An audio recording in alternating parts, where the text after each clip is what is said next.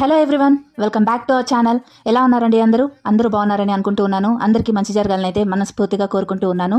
ఈరోజు అయితే మనము పౌర్ణమి టైమింగ్స్ గురించి అయితే తెలుసుకుందాము.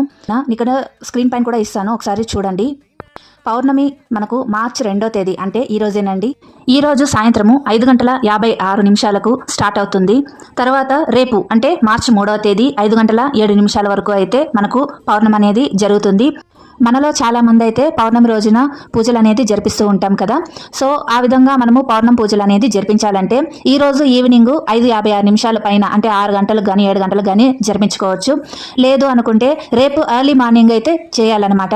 ఎందుకనేసి ఈ టైమింగ్లోనే జరిపించుకోవాలి అనేసి నేను చెప్తున్నానంటే రేపు మనకు అంటే మార్చి 3వ తేదీన గ్రహణం అనేది ఉంది. సో అందుకు గాను మనము ఈ టైమింగ్స్లో అంటే ఈ రోజు సాయంత్రం అన్నా కానివ్వండి లేదా రేపు మార్నింగ్ అన్నా కానివ్వండి పౌర్ణమి పూజను అయితే కంప్లీట్ చేసేసుకోవాలి. గ్రహణం టైమింగ్ గురించి నెక్స్ట్ వీడియోలో అయితే షేర్ చేస్తాను. Thanks for watching. నమస్కారం.